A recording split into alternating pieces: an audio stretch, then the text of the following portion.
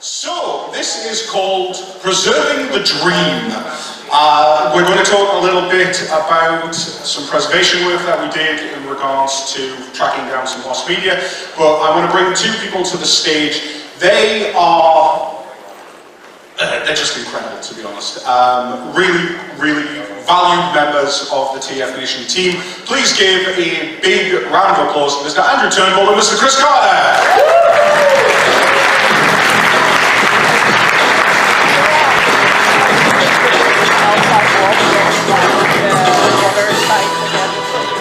Yeah. Careful. What was that? Right. So, I think it's probably time to give you a little bit of backstory. Not enough to hurt you or anything like that. How many people were here in Reading of last year who went to the mini-con in Reading? Okay. So, brief history was that in the early 2000s, there was a company called Dreamwave that produced a Transformers comic book. Do we have anybody in the room who is younger than 20 years old? Yes, okay. This is a story from before you were born. So, in the early 2000s, Transformers really hadn't been a going concern in comic books for almost a decade, in fact a little bit longer.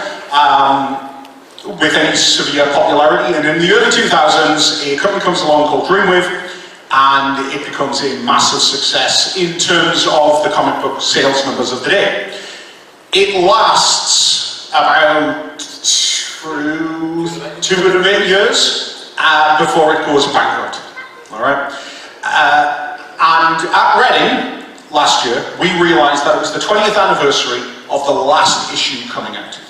Now, what's interesting about Dreamwave is that because it went out of business over Christmas, while everybody was waiting on the next issue, it meant that there was an awful lot of work that just never came out, it never materialized, but it did exist. And so I thought, because I am one of these maniacs who likes Dreamwave, yeah, exactly. Support groups are available. I thought it would be interesting to talk a little bit about the history of it, because it is something that people aren't necessarily familiar with. It lives very much in the shadow of IDW, which came along and held the license for 17 years. And I just wanted to talk a little bit about it. So we did this panel, and over the course of the last 2 decades, a bunch of artwork from pages and books that were never published has made its way online. But they've started coming out online at a point where the internet wasn't really interested in preserving a lot of things. So there's some things that, if you can believe it, because it feels almost impossible now, where something would go online and then it would disappear and you would never see it again. And because I was frantically obsessed with Dreamwave, every so often I would pick things up. And, lo and behold, we found out that we had almost one completed full issue. Don't get too excited, we already released it. Spoilers.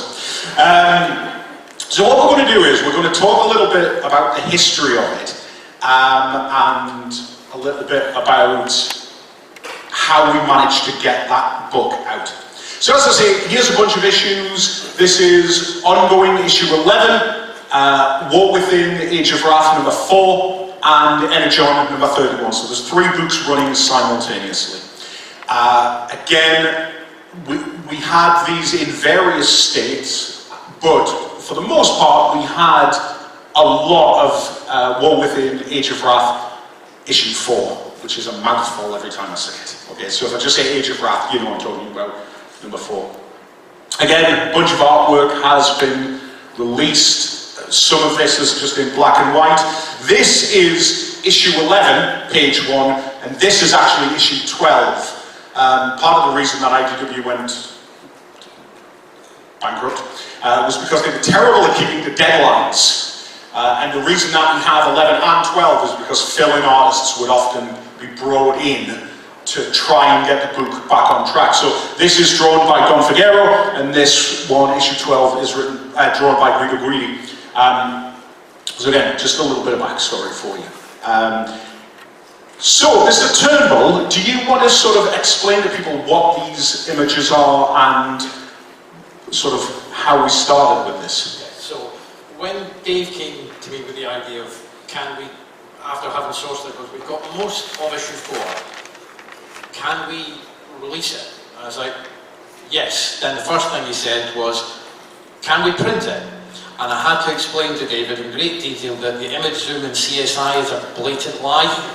You can't just magically zoom it and make it good. So you're looking at what you have is what you can deal with. You can maybe make it slightly bigger, but you're at the risk of making it unreadable. So this is the original pencils from Joe Now for issue 1. That is the lettering guide that Simon Furman did. Now, Simon, as an old school professional, back in the day, writers would often, when they got art, then provide lettering guides which would be passed on to the letter to either follow or disregard. Now, this page is one of, there was some lettered because there were 4 or 5 pages available lettered, and Dave said, here's what we've got, can you do the rest? And it's like, okay, I'll need to match what it is, because the whole point was to make it look like the complete article. So I need to go up because I'm old and I can't see. Yes, this is the one I tweaked, because my name's at the bottom as well. I added my name in the credits because, hey, I'm doing the work. Most of this page was done, but it was so such a very low-res picture that you could see the picture, but nobody could read it. So I was basically, I'll take this into a program called Adobe Illustrator, I'll see where I can do in terms of resizing the art, and then I basically sat and went through every conceivable font till I found the one that matched what they did. It was quite easy because I kind of knew some of what Dreamwave were doing at the time, because they were quite tight with the letterers, so they didn't actually buy a lot of good fonts. They used quite a lot of free stuff, which was very helpful for me, because I'm Scottish and we're tight, so we don't like spending money either. So I found that, so that all of that is actually, I've re-lettered it to match what was actually on the low-res sample. So it looks identical to what was produced by the original letterer, but that's my version of it. So that was kind of the first start. If that worked, I'm like, yes, we can then do the other 21 pages. Yeah, I was going to say, because I think as long as the lettering is legible, you can get away with some reasonably shoddy-looking artwork or shoddy quality. As long as you can read what's there, even if it's a bit blurry, that's the key, isn't it? So as I say, we had a lot of the pages, but we didn't have the full issue.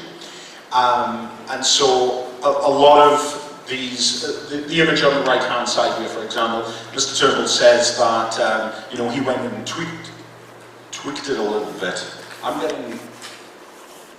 There we go. Went in and tweaked it a little bit, but this page did exist, and it's one that you could have probably found easily enough online, but there were a bunch of pages that we didn't have. How we actually managed to fill the gaps was, I was on a call one day with Simon Furman.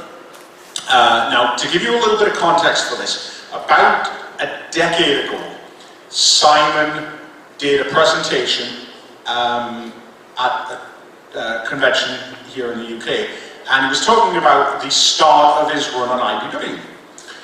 And he had a presentation made up, and I noticed that he had some pages on that presentation that I didn't have. So I stole them. Don't tell him that. But what it meant was that perhaps Simon has more of it.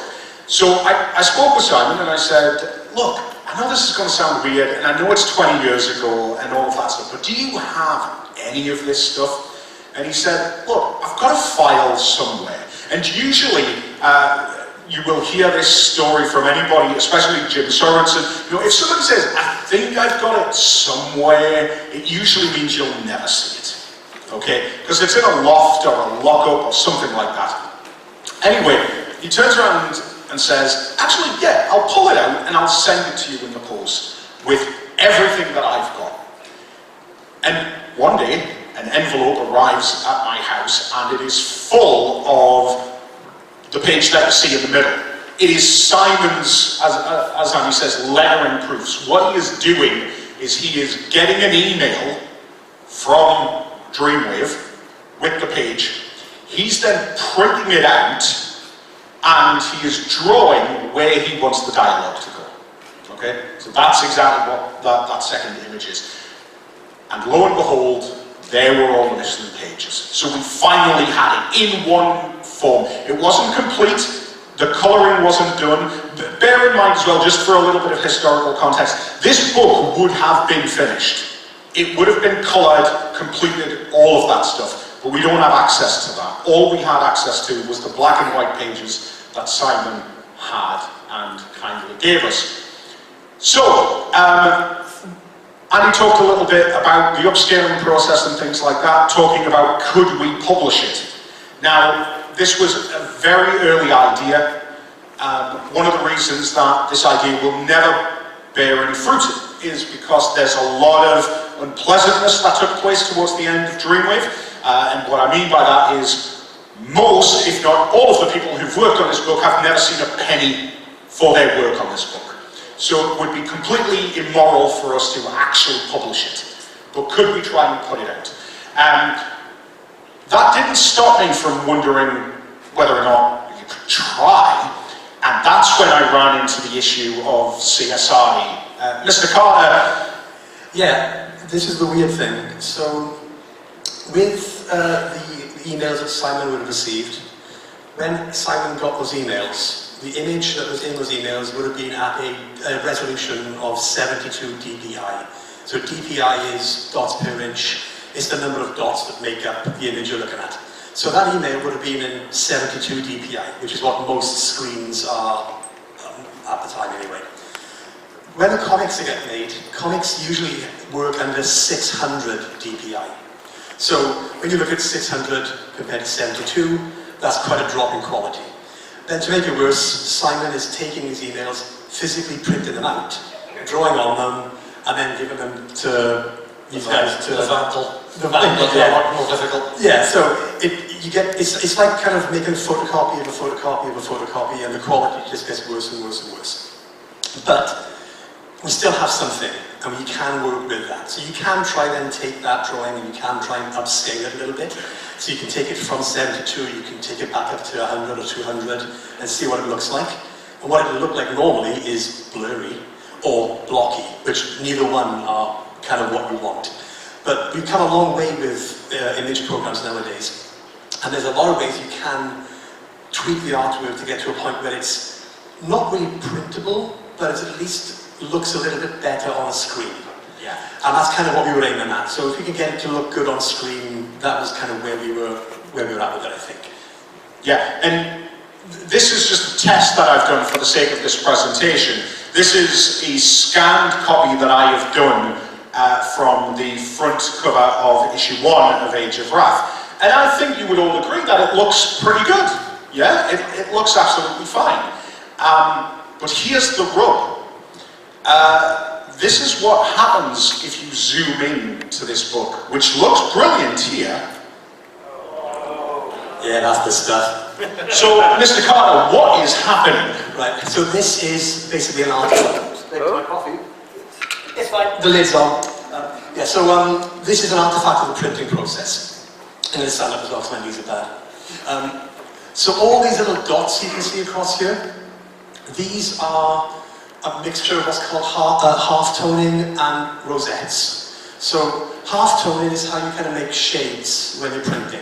So you'll have lots of little dots, and the bigger those dots are, the darker they'll be on the page. And you'll see some of the dots will get quite big, some of the dots will get smaller, and as they get smaller, you get that kind of shading. So that's how you get just basic half-toning. But we are working in full colour as well.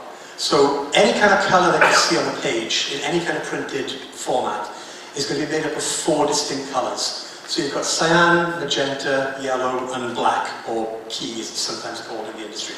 So CMYK is your 4 basic colours that make up all the colours. And all they are is very tiny dots of those colours in different combinations, in different amounts of half-toning. So when you put all that together, you get a coloured image physically printed on the paper.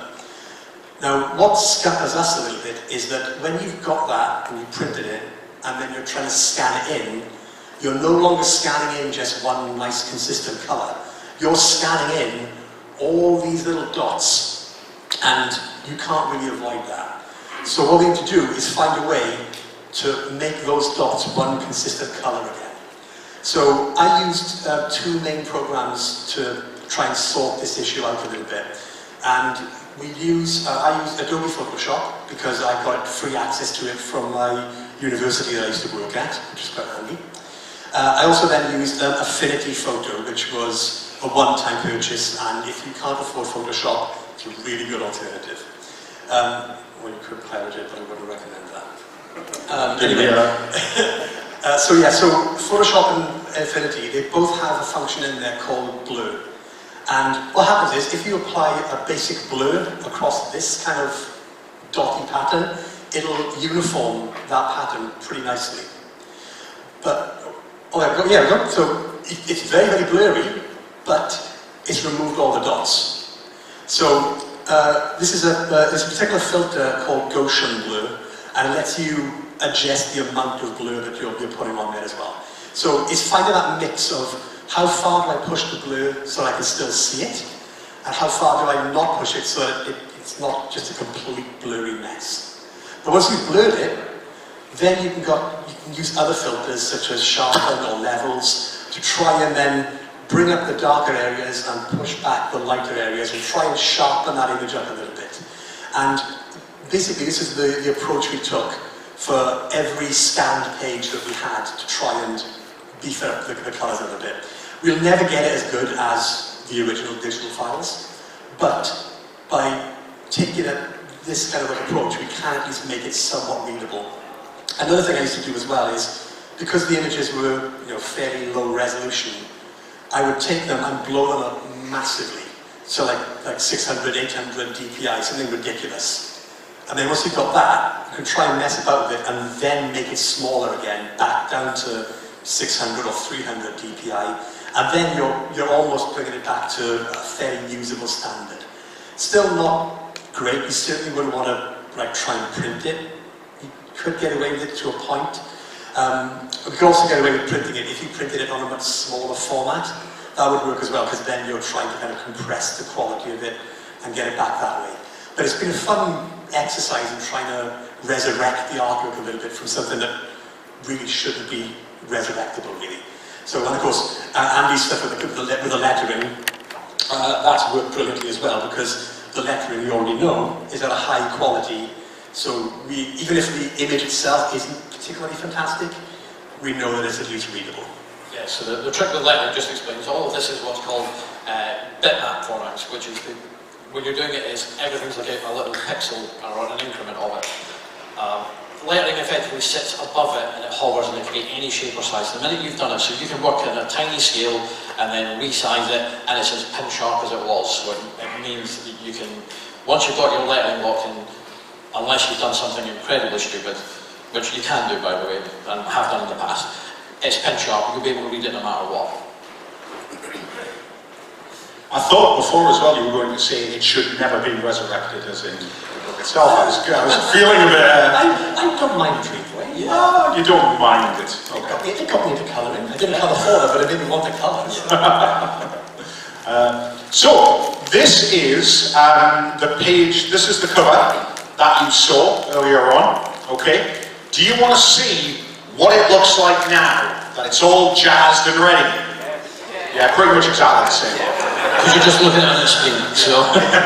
Yeah. And you've got lights on that as well, so it's, Yeah, the truth is so this weird thing, and a little bit of an anecdote, side note here, okay, is that when you look at an image on your computer, whatever software you're using to display that image is doing an awful lot of heavy lifting in regards to trying to make that as presentable as possible, okay? So this image on the left-hand side, if you were to open it in, say, for example, Windows Photo or something like that, it will look really good as a standard single image.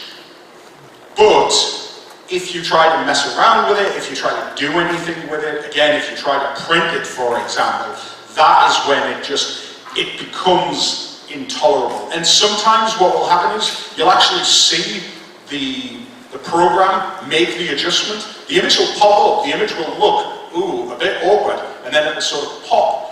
And again, it's the software doing a lot of the heavy lifting in the background, but to actually try and get it to a point, and again, this is just an example, try to get it to a point where the page is manageable, that's where we have to go through this process. And sometimes it can be a long, laborious process for you guys. That was the clever thing, was we had the macros as your friend. Well, the longest bit for me was not doing once I got the pages that didn't have any lettering, that was fine because I was just like, right, fine. It was actually re-lettering the work that was already done and having it match, because otherwise, the page one you will see, I did change certain bits, so I actually redrew, or sorry, repainted. You can't really tell, but I know the bits to make it match. And that's the thing, is having to get it so it's just there, so when I erase the bits, pop the letter on, it looks identical. So if you look at the previews, if you're not, that we're already out there for the 5 pages, if you didn't know, you would swear they were the originals, but no, they were all redone. And once I did it, although we had Simon's lettering guide, I actually didn't pay any attention to them, because I didn't realise it was the bottom of the folder of images they sent me. So once it was all done, it's like, oh yeah, just recheck it. Oh, so I had a little look at what Simon did, lettering guides. I was like, not too bad actually, we're on the same wavelength, that's alright. Yeah, with the number of pages we did as well, when I was using Photoshop and Affinity, it's got a really good way where it actually can record what you're doing as you're doing it. So I'm naturally a very lazy person at heart. So what I decided to do was I recorded myself doing the first initial kind of like adjustments and make sure that that worked. And then I just blanket applied that to every single page of an issue and just did it. And it would take like initially about maybe like a minute or 2 maximum to kind of do that, which is really handy for me. And all I had to do then was just go back and look through it and see, right, which pages did that not work particularly well on, and then go back into those ones specifically and redo those. But that was my shotgun approach of just taking what I did to one page, applying it across a ton of them in one go, and rather than trying to do it bit by bit by bit like a proper archivist type person would do. Because I'm, again, naturally a lazy person. So you might be looking at this thinking, okay, I get it, like, you know, you're talking about doing all this work and things like that. But actually, what does that translate to? What does that actually mean? So this is 3 of the pages that we didn't have. And these are, again, the ones that came from Simon. Again, you can see, you know, these are where all the speech bubbles would have been, where all of the panel descriptors would have been, things like that. And this is how these images would have looked if you had them on your screen. All right. Now, bear in mind, I don't think anybody at home is working with a PC monitor this big. If you are, well done you. You've obviously done very well for yourself. But ultimately, you know, these are being blown up on a much bigger screen. Okay. This is how they ended up after we managed to do everything, which I'm sure you can see is a lot better. So chaps, again, is there anything, you know, between the 2 images that you think is worth pointing out? Yeah, I'll go down here, try not to fall. There's a couple of pages, I don't know if they're here, but I actually flipped them round because the way the dialogue was, it didn't flow naturally. So to explain, the art of lettering is, there's a lot of things, but part of it is, it should complement the art. It shouldn't overpower it, but it should help direct the flow of the story. Your eye should be helped to be guided by the lettering. So you're trying to make sure that if one character speaks, it should be, ideally for Western comics, on the left. And then you go left to right because that's how we read, so it's how we're trained to follow.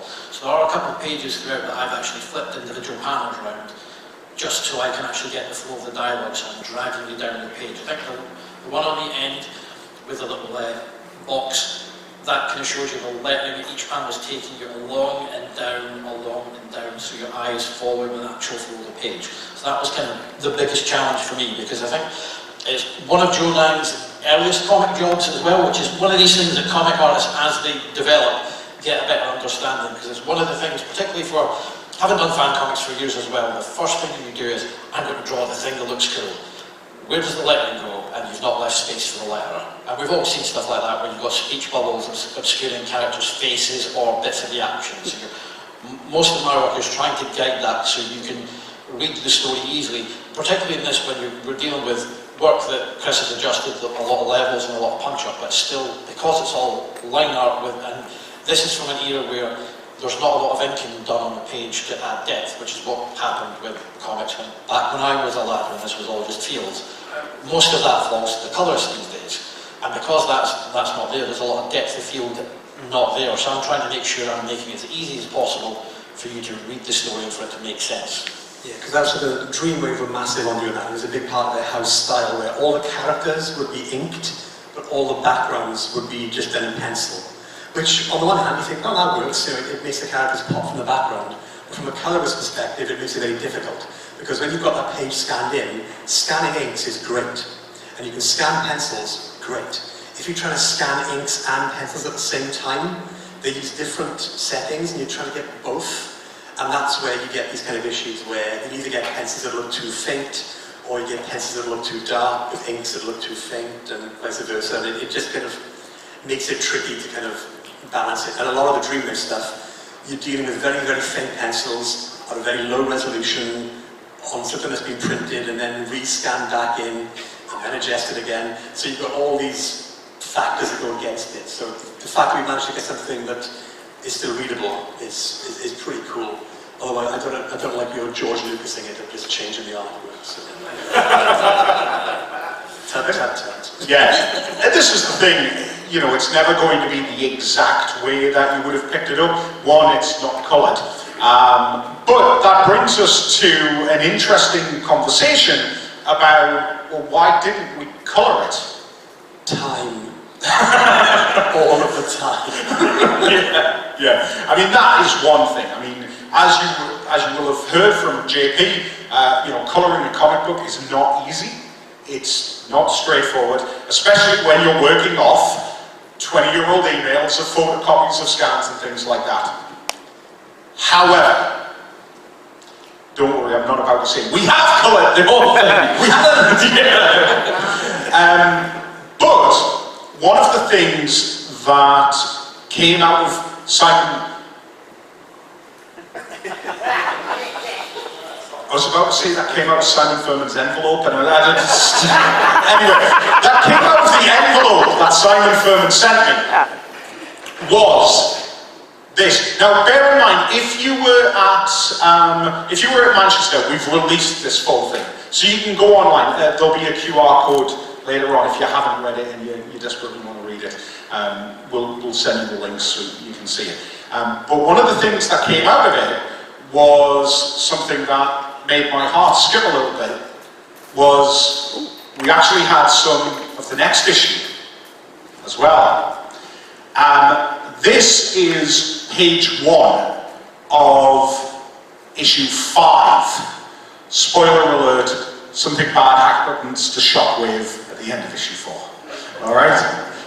Yeah. Spoiler alert for a 20-year-old comic that never came out.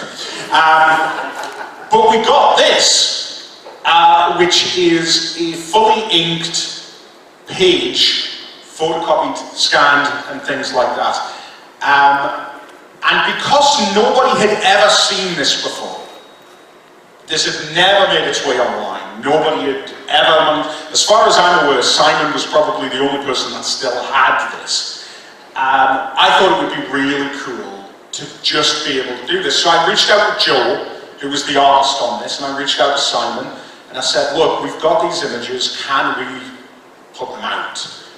Again, bearing in mind that none of these people were paid for this work, are we able to do it?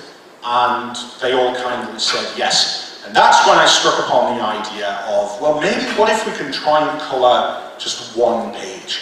So I know he's sitting over there, so I'd like you to give JP a round of applause because he did this, and I'd like to welcome him up on stage.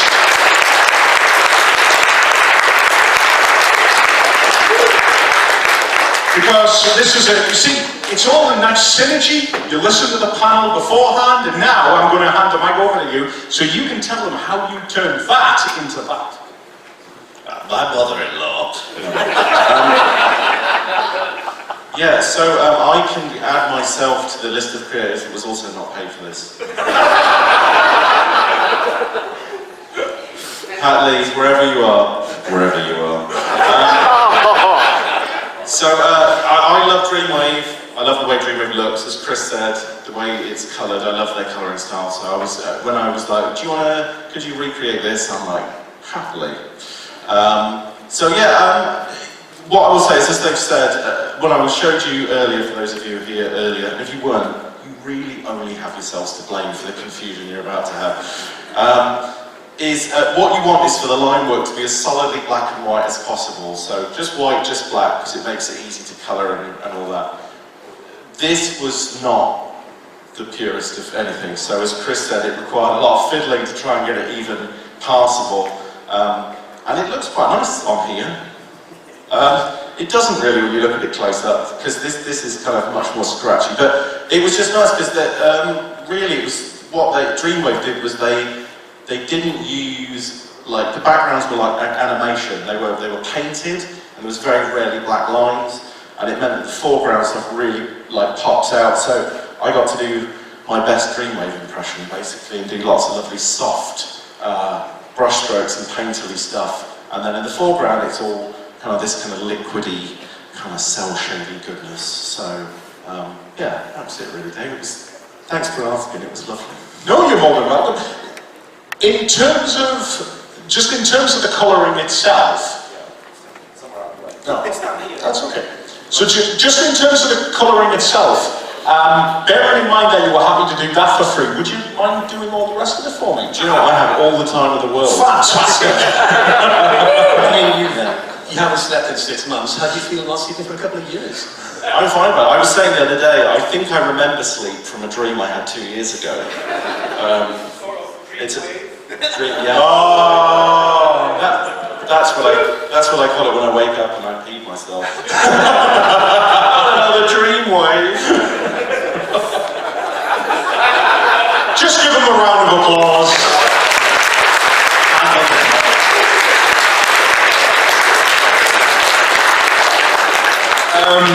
So yeah, and so that was it.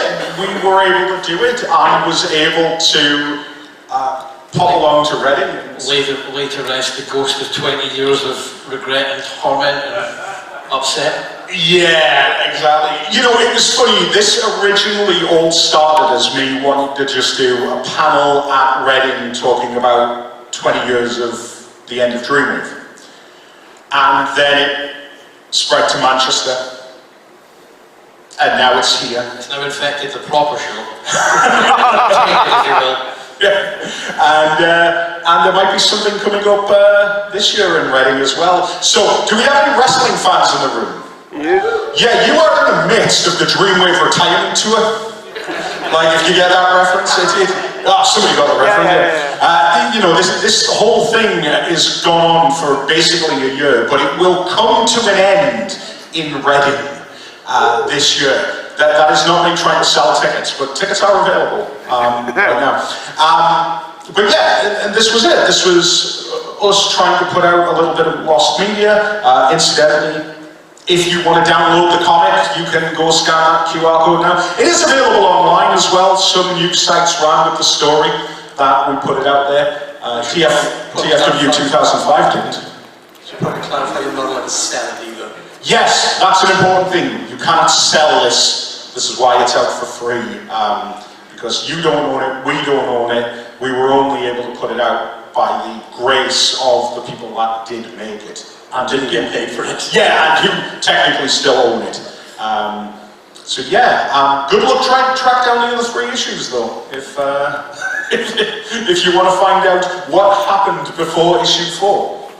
Well, to be fair, you can get them if you know where to look. eBay is your friend, however, actually go to ebit.net. They have quite reasonable Dreamwave prices there. I may have been hunting and putting together the rest of my collection that I got rid of. Tainted by Dave, just, you know. Appreciate that this is pretty much just us telling you about it, but does anybody have any questions or anything like that in regards to, oh, there's one right at the back. Go Sully, run! Like the wind. I love the idea that his question is just going to be, why did you bother? What I was going to ask, like, you mentioned Simon Furman just happened to have all this lost media.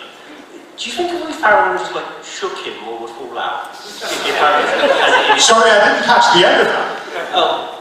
So if we find Simon Furman, do you think he just has more lost media hiding in his closet?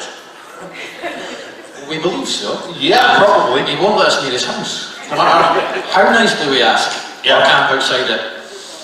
You know, it's a really interesting one. If you get the chance over the course of this weekend to chat with Jim Sorensen, or alternatively, if you come along to ClubCon tomorrow, or alternatively come along to Chris and Jim's panel on Sunday, you will hear a bit more about lost media. But, just a bit, absolutely. But what's so fascinating is that this stuff still exists. Now, we're only talking about something that took place 20 years ago. Chris and Jim are going to be talking about something that took place nearly a half century ago. 40 years ago, which is nearly half a century. I was very good at choosing words there. But the fact is, a lot of people sit on this stuff and they don't know what they've got. Jim, for example, will tell stories of people getting in contact with them because they found it in a dumpster. A relative of somebody who worked at Hasbro or Dreamwave or something like that will find this stuff inevitably if it still exists, and it will come to light. It just has to find the right people, because the reality is, and I'm not throwing shade here or anything like that, but the reality is there are some collectors out there who like the idea that they own something that nobody else knows about. So there is stuff that is in the hands of private collectors and they don't want to share it. And that's their choice. But one of the things that we love is the preservation and the fact that... Mr. Turnbull? Oh, thanks. Okay. But we just love the idea that we get to share it with people, which is why we're desperate. But yeah, there is always going to be more lost media out there. Yeah, and I'm sure Chris and Jim will talk about it in both answers. We fetishize this because it was important to us. For most of these people, it was just a job that paid the bills. It'd be like someone coming up to you in your day job saying, tell me how you filed that. That was amazing. Oh, that's happened to me. I'm not a big Teenage Mutant Ninja Turtles fan. I like the show, it's decent, but I'm not a big fan of it. But years and years back, I did a Turtles colouring job for Titan. And 2 free backing? Yeah. So I did a colouring job for Turtles. And again, I don't know anything about it. And then somebody emailed me a couple of months back asking if I had the original files for this comic, because this particular, it was Turtles Fast Forward, it was called, and I can't remember much about it. But this is a comic that I coloured, and this comic apparently can't be found anywhere. So this guy came to me and said, I'm trying to get copies of this, can't find it, do you have anything about it? And I had my comp copies from back in the day. So I sent those to this guy, but he didn't have the second part, which I had also worked on, but I didn't have a physical copy of. But I did have my original low-res copy that I sent to the editor to look at. So this guy was kind of doing what you're doing for Dreamwave, but for Turtle stuff. And you don't know what people have got until you start working around and trying to find them, really. Yeah. And that's the reality. It is, does somebody know what they've got? But yeah, hopefully there's more. We really do hope there's more. We hope that you come along to Mining Energon on Sunday for more. Was that simple enough? Any other questions? Nobody else wants to talk to me about Dreamwave? No? Yeah, story man. No, we do. Oh, there we go. Sympathy question coming up. Again, I'm just going to ask you, why did you bother? Hi there, did you ever think about using any of the AI tools to upscale any of the stuff? It's not worth it, Andy. It's not worth it.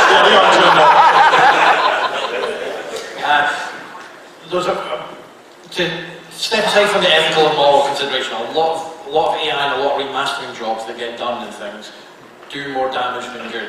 I will cite, if you're a Transformers fan, when IDW did the classics and Digicore remastered the Marvel original stuff, they made a mess of things and butchered a lot of the actual quality of the line work if you actually are familiar with it. Well, it added typos to the lettering. And you're colouring errors when we're fixing old ones. The point is what we've done is just preserve something in a functional form. This is not real preservation. The ideal way would be to have something. I mean, to be honest, the way you would do it is just get an artist to redraw it from that and at a high res, because you can print it out and it'd be a bit blocky, but a decent artist would do it. But it's a lot of time and effort, and again, it adds to the long list of people that don't get paid for doing stuff involving Dreamwaves. So there's enough of them already. We shouldn't be creating more. We've added 3 now. Yeah, exactly. 4 if you class JPs. Yeah, so basically what you're saying is we didn't use AI because we wanted to be old school and retro about it. But it's more just, you're duplicating work anyway, because the biggest problem with most AI tools is once you've done it, you've got to have a human eye go in and fix the things that AI's changed anyway, because it's not smart enough to recognise things. So, no, there's limits to it, and the whole point was, it was just trying to get something out there so people can read it and enjoy it.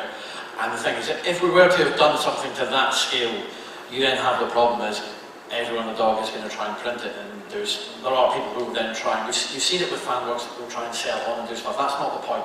We're putting it back out there so people can get a look at something that they were on the cusp of getting, and we're not trying to make money off the back of it. We're just like, we've got this is cool, let's share it with you. It's the same for like, all the real stuff that we did for the movie thing. It's just like, there's no attempt to kind of go, this is it, we're riding the rails gravy train now. But it's just, this is cool, let's get it out there so as many people can experience it as best as they can. Because we're fans too.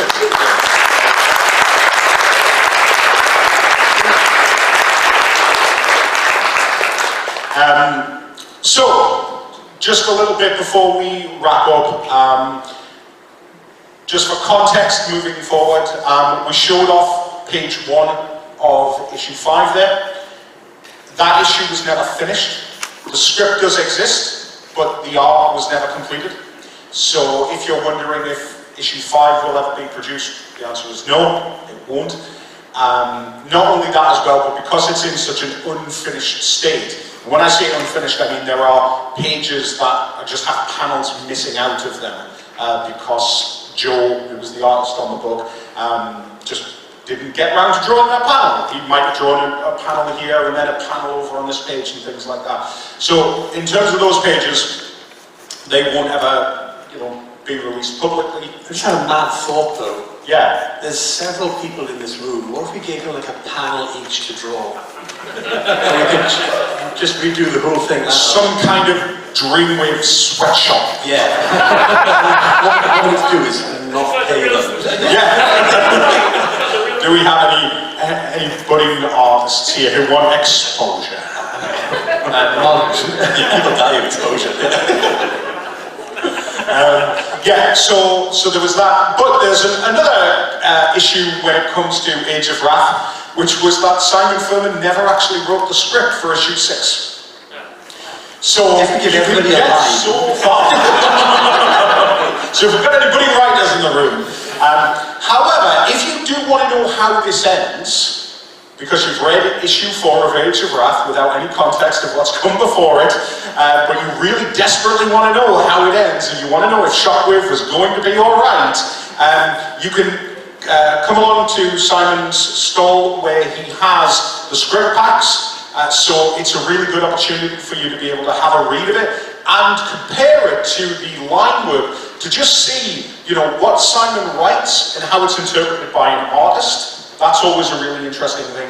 But also, he has the layout or the outline for what issue 6 would have been. So we have filled in the middle, but the ending is forever. The ending is forever out there as a long-lost piece of media. But, as I say, come along on Sunday for Mining Energon, because we have Alex Milne with us, and Marcelo is here as well over the course of the weekend. Incidentally, Marcelo actually did some fill-in pages for War Within issue 4, and he is bringing the actual pages to this convention. So if you want to see what the pages look like that he filled in for, you can pop along to his table and have a look at them as well. If Dave hasn't already bought them. Oh, Grace isn't here, it's fine, you can admit to us. You're going to buy one, aren't you? I don't know. I don't know. But yeah, so Marcelo and Alex both worked on the Dreamwave Energon comic. If we have any fans of those artists in the room. Energon, believe it or not, that much loved series, that middle one, you know, Armada was something, Cybertron was something, everybody knows Energon was where it really was at. That was actually Alex Milne's first published comic book work that he was credited for. And I believe it was the same for Marcelo as well. So they will be on with Simon, we'll be talking about that series, where it ended up, how it got to the place that it did, and also what could have been if Dreamwave hadn't imploded. So hopefully you'll come along to that on Sunday to learn just a little bit more, and it will be one of the final nails in my Dreamwave coffin. We have got probably time for one last question if anybody's got one, otherwise we will jump out. Oh, we've got two at the back. People have been saving up for this.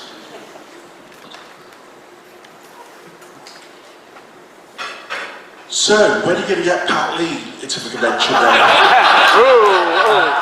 I'll field this, because believe it or not, we've had the conversation. It's seriously been talked about, and this is the kind of thing I'd probably talk, so I'll do my Constructicon hat on for this. Now, the honest answer is, would he be an interesting guest to have? Yes. But the whole point would be is, we bring people along, and what we want to have is everyone to have a good time. Guests, fans, vendors, attendees. And with the best will in the world, we could come up and talk to Pat and talk about the genuinely good contributions that Dreamwave made to Transformers comics.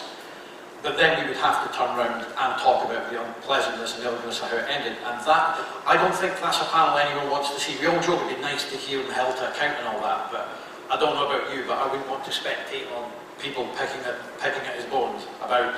And if anyone's listened to Simon and Andrew's podcast, Simon's quite philosophical about it now. He talks about the fact that there were young 20-something men who got rich very quick and made bad choices. So, and even now there's guys that not necessarily out of any deviousness or maliciousness, just poor management. But I think a panel with that, we wouldn't want to ask those questions, but by the same token, if we didn't ask them, we're not really being honest and upfront. So it's not really an experience I think would be good for anybody. And I think the legacy of Dreamwave is not that these books went unpublished and that everything went up in a dumpster fire. I think the legacy of it is Alex Milne, Josh Perez, Marcelo Mathieu. These are the legacy that Dreamwave produced, and we will always have, you know, those guests here for us. This week, in fact. I think there was one last one at the back there. You sort of already answered this question, but how much do we know about, like, for any forward plans that Dreamwave had, if past Age of Wrath and past Energon? Do we have any information on those plans? Well, Energon, Sunday, as for Age of Wrath, Simon didn't really have anything past that point. I think he clearly wanted to do more, but there are some interviews which he was going to be jumping on to do the ongoing after James McDonough and Adam Patek had left. Chris Saracini, who the original writer of the first miniseries, Prime Director, was going to jump on for an issue, and then Furman was going to be taking the reins, which he's talked about before. So I don't know whether Age of Wrath would have continued on, or if he's on the main book. So he's not really had anything concrete from that point. And as a gigging writer, he'd be pitching for the project once the other one's in, and they've got an idea of all the numbers as well. Because if it's not going to shift units, it's not really worth their while doing it. So, yeah, there's ironically the ongoing is the one that we know the least about in terms of the books themselves, because the writers, James McDonough and Adam Patek, when things went south, they left the book very, very, well, maybe a month before Dreamwave shuttered, and they have been, and fair play to them, they have been incredibly tight-lipped. We don't know scripts, we don't know plots, everything in terms of the ongoing was just left as a giant cliffhanger, and you know, some 20 years later, they've not broken that promise. So I think, unfortunately, that is forever outside the realms of possibility. Energon, on the other hand, come along on Sunday. And I think that's going to do it. Unless anybody's desperately burning, we will get away. Because Mr. Turnbull's making some really funny noises. And I think Not the usual ones either. yeah, I think he needs to go on charge. So, thank you all very much. We will be back very shortly. Thank